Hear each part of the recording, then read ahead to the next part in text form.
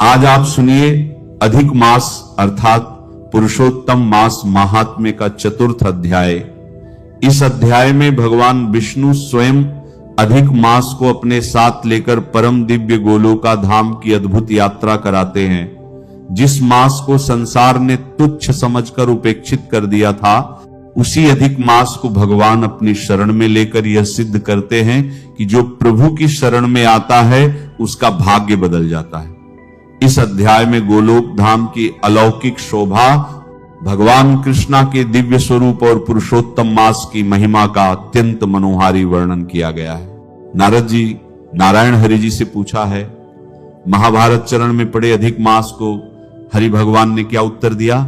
नारद जी की देव वचन सुनकर श्री हरि नारायण बोले हैं, निष्पाप नारद जी, श्री हरि ने जो अधिक मास से कहा सो मैं आपसे कहता हूं, आप सुनो। हे मुनि श्रेष्ठ, तुम धन्य हो जो मुझे श्रेष्ठ कथा पूछते हो।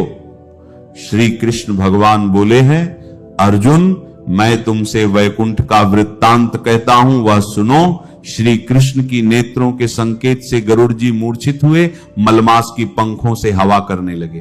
तब होश आने पर मलमास बोला, नाथ मुझे ये सब अच्छा नहीं लगता। जगतधारी जगतपति हैं विष्णु, मुझे शरण में आए हुए की रक्षा करो, रक्षा करो, मुझे नगण्य क्यों त्यागते हो? ऐसा कर कामता पूर्वक बार बार विलाप करने लगा। तब मलमासी ऋषिकेश भगवान ने कहा, तेरा दुख निवारण होने का कोई उपाय नहीं दिखता, तू सोच मत कर, उठ, तेरा कल्याण होगा। ऐसा कहकर मात्र पल भर में उपाय निकालकर फिर श्री विष्णु भगवान बोले, वत्स आओ मेरे साथ गोलोक धाम चले, जो योगियों को भी दुर्लभ है, जहां भगवान श्री कृष्ण रहते हैं। वहां गोपी गानों के मध्य बैठे हुए दो भुजा वाले मुरलीधर, नवीन मेघ के समान श्याम शरीर, कमल जैसे विशाल नेत्र, ऐसे ईश्वर पुरुषोत्तम भगवान श्री कृष्णचंद्र विराजमान हैं। शरद ऋतु के पूर्ण चंद्रमा के समान जिनकी मुख की शोभा है, करोड़ कामदेवों की भांति सलोने चित्तचोर लीला के धाम, पीतांबरधारी, तुलसी कुंद मंदार और पारिजात के पुष्पों की माला पहने, प्रेम के आभूषण पहने, अलंकार रूप, भक्तों पर दया करने वाले, कस्तूरी और केसर युक्त चंदन से लेपित शरीर, वक्ष स्थल पर श्रीवत्स चिन्ह और कौस्तुभ मणि एवं भृगु की लट से शोभित हृदय, सिर पर श्रेष्ठ रत्नों से जड़ित मुकुट तथा कानों में कुंडल पहने, पार्षदों से घिरे हुए, रत्न जड़ित सिंहासन पर बैठे हुए विप्र ब्रह्म पुराण पुरुषोत्तम हैं। स्वच्छ माया ब्रह्मांड के बीच सर्वाधार परत पर निष्काम निर्विकार अत्यंत परिपूर्ण प्रभु, प्रकृति से परे, ईशान, निर्गुण, नित्य विग्रह श्री कृष्ण के लोक में तेरा दुख दूर करेंगे, चलो वहीं चलते हैं। श्री नारायण बोले, इतना कहकर हरि भगवान ने मलमास का हाथ पकड़कर नाश करने वाले, ज्ञान रूपी आपको दिखाने वाले, परम ज्योति स्वरूप करोड़ सूर्य के समान प्रभाव वाले, नित्य असंख्य विश्व के कारण विभु परमात्मा की इच्छा में लाल रंग की ज्योति दिखाई दी। हे मुने, उस ज्योति के भीतर ही तीनों लोक थे। उसके ऊपर सनातन ब्रह्मलोक की भांति गोलोक है, वह 3 करोड़ योजन में फैला हुआ है। मंडलाकार तेज कुंज स्वरूप श्रेष्ठ रत्न वाली भूमि से युक्त है, जो बड़े बड़े लोगों को स्वप्न में भी अदृश्य है। वही वैष्णवों को दृश्य और प्राप्त है। उसे योगेश्वर श्री कृष्ण ने योग द्वारा धारण कर रखा है। ऐसा श्रेष्ठ गोलोक अंतरिक्ष में स्थित है और आदि व्याधि, बुढ़ापा, मृत्यु, शोक, भय आदि से रहित है। बहुमूल्य रत्नों से जड़ित करोड़ मंदिरों से सुशोभित है। उस गोलोक के नीचे दाहिने और वैकुंठ लोक हैं और वैकुंठ के समान आकार वाला शिवलोक है। वैकुंठ का फैलाव 1 करोड़ योजन में है और उसका आकार करोड़ योजन लंबा और महामंडलाकार है। वहां पीले वस्त्रों से शोभायमान वैष्णव जन रहते हैं। वे वैष्णव शंख, चक्र, गदा और पद्मधारी लक्ष्मी जी के साथ चतुर्भुज रूप में रहते हैं और वैकुंठ की स्त्रियां लक्ष्मी जी के समान सुंदर हैं। उनके चलने से पायल और करधनी की झंकार बड़ी प्यारी होती है। उस गोलोक के बीच में जो शिवलोक है वहां प्रलय नहीं होता और सृष्टिकर्मी पार्षद लोग रहते हैं और वह 1 करोड़ योजन में फैला हुआ है। वहां महादेव जी के गण सारे शरीर में भस्म रमाए, सांपों की जनेऊ पहने, ललाट पर अर्धचंद्रधारी, हाथ में त्रिशूल, जटाओं में गंगाधर किए हुए 3 नेत्रों वाले पराक्रमी शूरवीर रहते हैं। गोलोक में निरंतर परमानंद कारक, परम हर्ष करने वाली अत्यंत मनोहर एक महान ज्योति है। उस ज्योति में अत्यंत सुंदर एक रूप है जो नील कमल के समान श्याम वर्ण, कमल के समान लाल नेत्र, आनंदजनक, निराकार परिधि पर, जिसका योगी जन अपनी ज्ञान चक्षुओं से निरंतर ध्यान करते रहते हैं। करोड़ शरत तुके पूर्ण चंद्रमा के समान अत्यंत दीप्तिमान मनमोहन, करोड़ कामदेव के समान सुंदर, लीला के स्थल, 2 भुजाधारी मुरलीधर, मधुर मुस्कान युक्त, पीले वस्त्र पहने, श्रीवत्स चिन्ह की लट और कौस्तुभ मणि, करोड़ श्रेष्ठ रत्नों से सुरत्न के सिंहासन पर बैठे हुए, तुलसी, कुंद, मंदार, पारिजात और चंपा के फूलों की माला से शोभित हे विप्र ब्रह्म श्री कृष्ण जी हैं, जो स्वेच्छा से सबके करण रूप, सर्वदा बाल्यावस्था वाले गोपाल रूप, उदार करोड़ पूर्ण चंद्रमा के समान शोभित, भक्तजनों पर अनुग्रह करने वाले, इच्छारहित, निर्विकार, अत्यंत परिपूर्ण प्रभु, ब्रह्मांड के मध्य में बैठे हुए शांत राशि स्वरूप, हरि मंगल रूप, पूजनीय, मंगल सत्य स्वरूप, अक्षय, सिद्धियों के ईश्वर, सबसे दिव्य स्वरूप और सिद्धि के देने वाले, प्रकृति से परे, ईशान, निर्गुण द्वारा स्तुति किए गए इस स्वतंत्र परमात्मा स्वरूप, शांति परायण ऐसे प्रभु का शांत स्वभाव वाले वैष्णव जन ध्यान करते हैं। केवल उत्कृष्ट स्वरूप एक भगवान ने ही धारण किया है। यह कहकर विष्णु भगवान ने अधिक मास को रजोगुण से गिरा हुआ जानकर गोलोक ले जाकर सूत जी से बोले, सत्कर्म ग्रहण करने वाली वाणी का उच्चारण कर जब नारायण चुप हो गए, तब नारद जी ने पुरुषोत्तम मास महात्म्य उत्सव संबंधी नई नई कथा सुनने की अभिलाषा से नारायण से कहा। अगली अध्याय में आप सुनेंगे गोलोक में विष्णु का श्री कृष्ण से अधिक मास के दुख का वर्णन। इसी के साथ अब आप सुनिए गीता का ये अध्याय। संजय बोले, पूर्वक प्रकाश से, करुणा से व्याप्त और आंसुओं से पूर्ण तथा व्याकुल नेत्रों वाले उस अर्जुन के प्रति भगवान मधुसूदन ने यह वचन कहा, अर्जुन, तुमको इस विषम स्थल में यह आज्ञा किस हेतु से प्राप्त हुई? क्योंकि यह तो श्रेष्ठ पुरुषों से आचरण किया गया है, यह स्वर्ग को देने वाला है और कीर्ति को करने वाला है। इसलिए हे अर्जुन, नपुंसकता को मत प्राप्त हो, यह तेरे योग्य नहीं है। हे परंतप, हृदय की दुर्बलता को त्याग कर युद्ध के लिए खड़ा हो। तब अर्जुन बोले, हे मधुसूदन, मैं रणभूमि में भीष्म पितामह और द्रोणाचार्य के प्रति किस प्रकार बाणों से युद्ध करूंगा? क्योंकि हे मधुसूदन, वे दोनों ही पूजनीय हैं। इसलिए इन महानुभाव गुरुजनों को मारकर इस लोक में भिक्षा के समान अरिका भी भोगना कल्याणकारक समझूंगा, क्योंकि इन्हें मारकर भी इस लोक में रुधिर से सनी हुई अर्थ और कामरूप भोगों को ही तो भोगूंगा। और हम लोग यह भी नहीं जानते कि हमारे लिए क्या करना श्रेष्ठ है, अथवा यह भी नहीं जानते कि हम जीतेंगे या हमको वे जीतेंगे।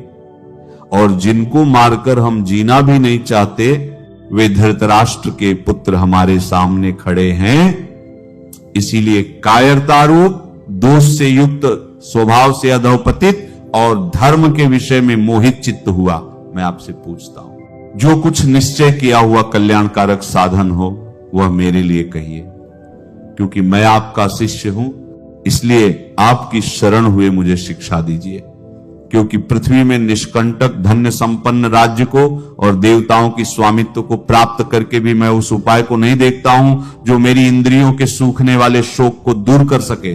तब संजय बोले, हे राजन, निद्रा को जीतने वाले अर्जुन ने अंतर्यामी श्री कृष्ण महाराज के प्रति इस प्रकार कहकर फिर श्री गोविंद भगवान से युद्ध नहीं करूंगा ऐसा स्पष्ट करके चुप हो गए। उसके उपरांत हे भारतवंशी धृतराष्ट्र, अंतर्यामी श्री कृष्ण महाराज ने दोनों सेनाओं के बीच में उस शोक युक्त अर्जुन को हंसते हुए ये वचन कहे, अर्जुन, तू इस शोक करने योग्य के लिए शोक करता है और पंडितों के से वचन कहता है, परंतु पंडित जन मरे हुए के लिए और जिनकी प्राण नहीं गए हैं उनके लिए भी शोक नहीं करते, क्योंकि आत्मा नित्य है, शोक करना अयुक्त है। वास्तव में ऐसा नहीं है कि मैं किसी काल में नहीं था, अथवा तू नहीं था, अथवा ये राजा लोग नहीं थे, और ऐसा नहीं है कि इससे आगे हम सब नहीं रहेंगे, किंतु जैसे जीवात्मा की इस देह में कुमार, युवा और वृद्धावस्था होती है, वैसे ही अन्य शरीर की प्राप्ति होती है। उस विषय में धीर पुरुष मोहित नहीं होता, अर्थात जैसे कुमार, युवा और जरावस्था रूप शरीर का विकास आत्मा में होता है, वैसे ही एक शरीर से दूसरे शरीर को प्राप्त होना रूप सूक्ष्म शरीर का विकार भी आत्मा में होता है। इसलिए तत्वों को जानने वाला धीर पुरुष इस विषय में मोहित नहीं होता। शीत, गर्मी और सुख दुख को देने वाले इंद्रिय और विषयों के संयोग तो क्षणभंगुर और अनित्य हैं। इसीलिए हे भारतवंशी अर्जुन, उनको तू सहन कर, क्योंकि जो पुरुष श्रेष्ठ दुख सुख को समान समझता है, वह धीर पुरुष उन इंद्रियों के विषयों से व्याकुल नहीं हो सकते, वह मोक्ष के लिए योग्य होता है। और हे अर्जुन, असत्य वस्तु का तो अस्तित्व नहीं है और सत्य का अभाव नहीं है। इस प्रकार इन दोनों का ही तत्व ज्ञानी पुरुषों द्वारा देखा गया है। इस न्याय के अनुसार नाश रहित उसको जान, जिससे यह संपूर्ण जगत व्याप्त है, क्योंकि इस अविनाशी का विनाश करने को कोई भी समर्थ नहीं है। और इस नाश रहित प्रेम नित्य स्वरूप जीवात्मा के ये सब शरीर विनाशी कहे गए हैं। इसलिए हे भारतवंशी अर्जुन, तू युद्ध कर।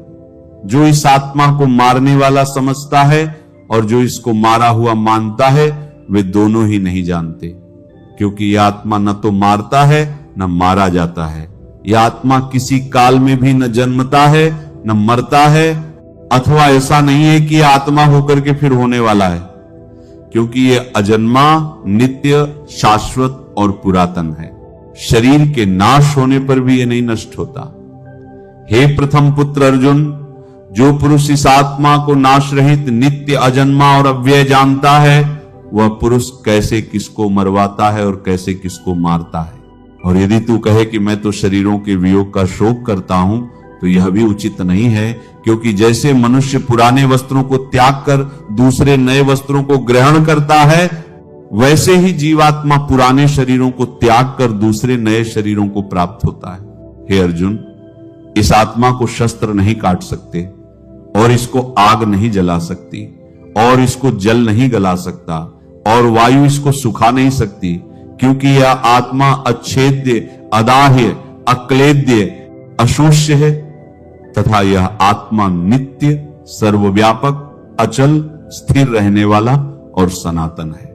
यह आत्मा अव्यक्त अर्थात इंद्रियों का विषय है, और यह आत्मा अचिंत्य अर्थात मन का विषय नहीं, और यह आत्मा विकार रहित अर्थात न बदलने वाला कहा गया है।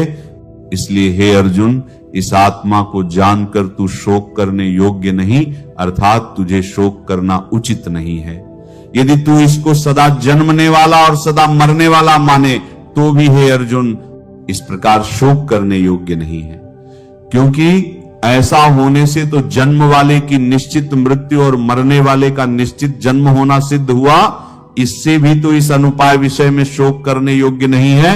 ये भीष्म आदिकों के शरीर ममत्व होने से अनित्य हैं, इससे शरीरों के लिए भी शोक करना उचित नहीं, क्योंकि हे अर्जुन, संपूर्ण प्राणी जन्म से पहले बिना शरीर वाले हैं और मरने के बाद भी बिना शरीर वाले ही हैं, केवल बीच में ही शरीर वाले प्रतीत होते हैं। फिर उस विषय में क्या चिंता? ये बड़ा गहन है। इसीलिए कोई महापुरुष इस आत्मा को आश्चर्य से देखता है, और वैसे ही दूसरा कोई महापुरुष ही आश्चर्य से इसके तत्व को कहता है, और दूसरा कोई ही इस आत्मा को आश्चर्य से सुनता है, और कोई सुनकर भी इस आत्मा को नहीं जानता। हे अर्जुन, यह आत्मा सबके शरीर में सदा ही अवध्य है, इसलिए संपूर्ण भूत प्राणियों के लिए तू शोक करने योग्य नहीं है और अपने धर्म को देखकर भी तू भय करने योग्य नहीं है, क्योंकि धर्म युक्त युद्ध से बढ़कर दूसरा कोई कल्याणकारक कर्तव्य क्षत्रिय के लिए नहीं है। प्राप्त हुआ और खुला हुआ स्वर्ग का द्वार रूप इस प्रकार का युद्ध भाग्यवान क्षत्रिय लोग ही पाते हैं। और यदि तू इस धर्मयुक्त संग्राम को नहीं करेगा तो अपने धर्म को और कीर्ति को खोकर पाप को प्राप्त होगा और सब लोग तेरी बहुत काल तक रहने वाली अकीर्ति का भी कथन करेंगे, और वह अकीर्ति माननीय पुरुष के लिए मरण से भी अधिक बुरी होती है।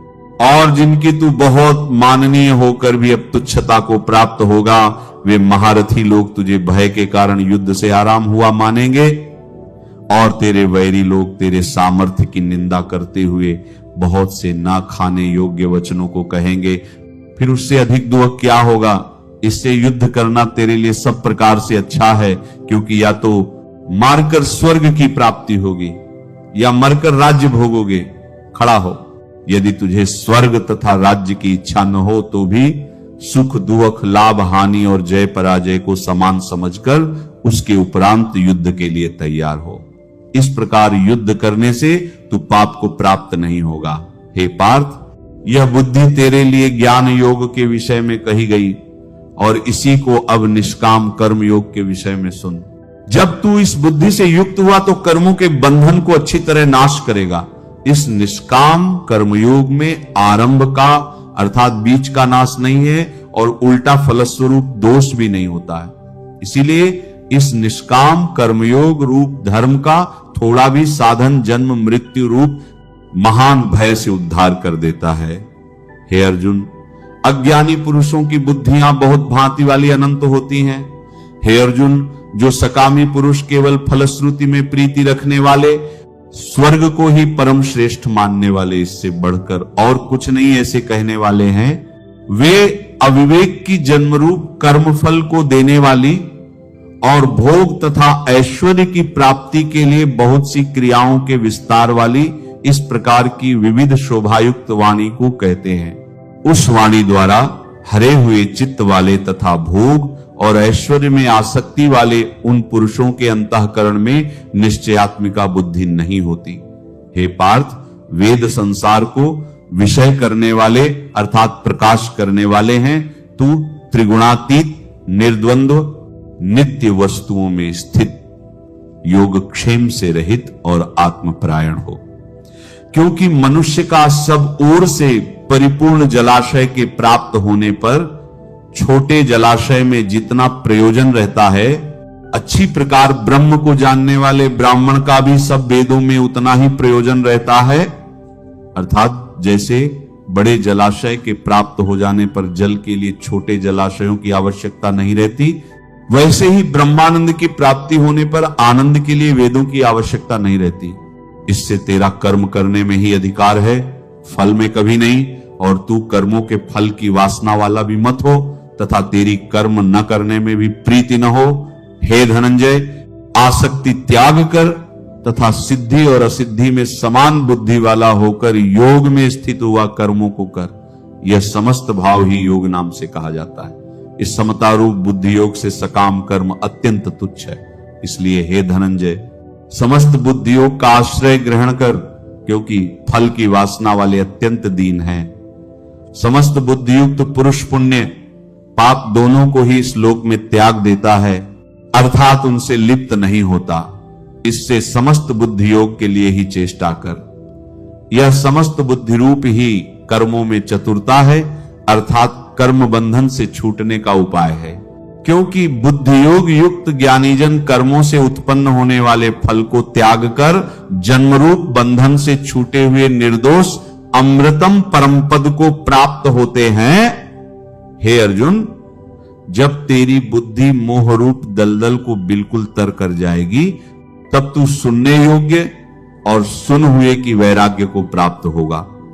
जब तेरी अनेक प्रकार के श्रुतियों को सुनने से विचलित हुई बुद्धि परमात्मा के स्वरूप में अचल और स्थिर ठहर जाएगी, तब तू समस्त योग को प्राप्त होगा। इस प्रकार भगवान के वचनों को सुनकर अर्जुन ने पूछा, हे केशव, समाधि में स्थित बुद्धि वाले पुरुष का क्या लक्षण है और स्थिर बुद्धि पुरुष कैसे बोलता है, कैसे बैठता है, कैसे चलता है। उसके उपरांत श्री कृष्ण महाराज बोले, जो संपूर्ण कामनाओं को त्याग देता है वह आत्मा से ही आत्मा में संतुष्ट हुआ स्थिर बुद्धि वाला कहा जाता है, तथा दुखों की प्राप्ति में उद्वेग रहित हो जिसका, और सुखों की प्राप्ति में स्पृहा रहित हो जिसकी, तथा नष्ट हो गए हैं राग, भय और क्रोध जिसकी, ऐसा मुनि स्थिर बुद्धि कहा जाता है। जो पुरुष सर्वत्र स्नेह रहित हुआ, उन शुभ तथा अशुभ वस्तुओं को प्राप्त होकर न प्रशंसा करता है और न द्वेष करता है, उसकी बुद्धि स्थिर है। और कछुआ अपने अंगों को जैसे समेट लेता है, वैसे ही यह पुरुष जब सब ओर से अपनी इंद्रियों के विषयों से समेट लेता है, तब उसकी बुद्धि स्थिर होती है।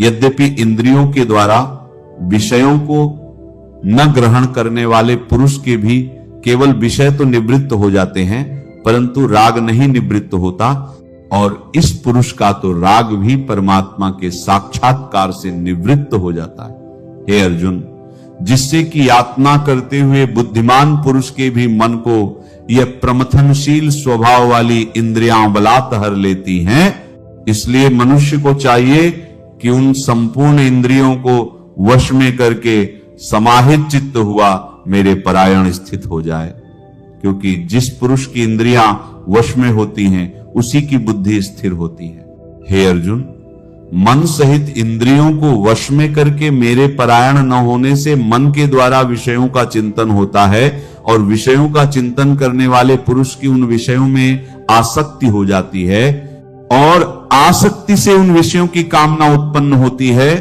और कामना में विघ्न पड़ने से क्रोध उत्पन्न होता है।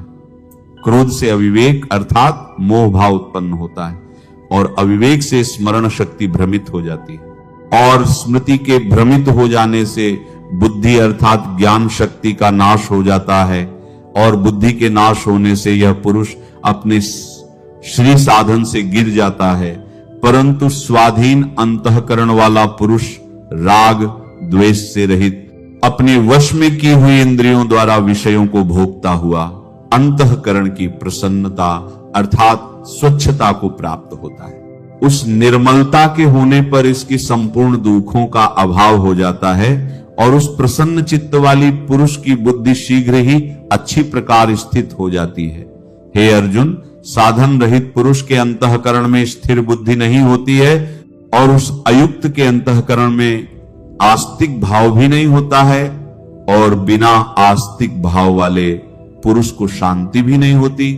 फिर शांति रहित पुरुष को सुख कैसे हो सकता है? क्योंकि जल में नाव को जैसे हर ले जाती है, वैसे ही विषयों में विचरती हुई इंद्रियों के बीच में जो एक इंद्रिय के साथ मन रहता है, वह एक ही इंद्रिय इस अयुक्त पुरुष की बुद्धि को हरण कर लेती। इससे हे महाबाहो, जिस पुरुष की इंद्रियां सब प्रकार इंद्रियों के विषयों से वश में की हुई होती है, उसकी बुद्धि स्थिर होती है। और हे अर्जुन, संपूर्ण भूत प्राणियों के लिए जो रात्रि है, उसे इस सतोगुणी दिव्य स्वरूप परमानंद में भगवत प्राप्ति को प्राप्त हुआ योगी पुरुष जागता है, और जिस नाशवान क्षणभंगुर सांसारिक सुख में सब भूत प्राणी जागते हैं, तत्व को जानने वाले मुनि के लिए वह रात्रि है।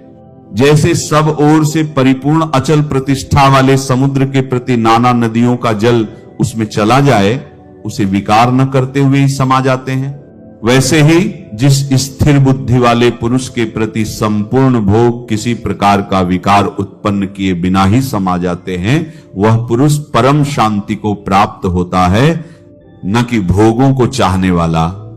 क्योंकि जो पुरुष संपूर्ण कामनाओं को त्याग कर ममता रहित और अहंकार रहित हुआ विचरता है, वह शांति को प्राप्त होता है। ब्रह्म को प्राप्त हुए पुरुष की यह स्थिति है। इसको प्राप्त होकर योगी कभी मोहित नहीं होता, और अंतकाल में भी इस निष्ठा में स्थित होकर ब्रह्मानंद को प्राप्त हो जाता है। नमो भगवते वासुदेवाय नमः। भगवत गीता का अध्याय 4 समाप्त हुआ। जो भी मनुष्य इस अध्याय को पढ़ता है, सुनता है अथवा अभ्यास करता है, वो मनुष्य भगवान श्री विष्णु के लोक को जाता है। ये थी आज की अधिक मास महात्म्य की कथा। राधे राधे दोस्तों, उम्मीद है कि यह वीडियो आपको पसंद आया होगा। इस वीडियो में अधिक मास कथा अध्याय 4 बताया गया है। आपने अभी तक मेरे चैनल को सब्सक्राइब नहीं किया तो चैनल को सब्सक्राइब कर लीजिएगा, वीडियो को शेयर कर दीजिएगा, लाइक कर दीजिएगा। भगवान विष्णु का हम सभी पर, आप सभी पर उनका आशीर्वाद बना रहे, यही मेरी भगवान से प्रार्थना है। स्वस्थ रहें सभी लोग। तो चलिए फिर से मिलते हैं नए वीडियो में। अपना ख्याल रखिएगा। ओम नमः शिवाय। राधे राधे।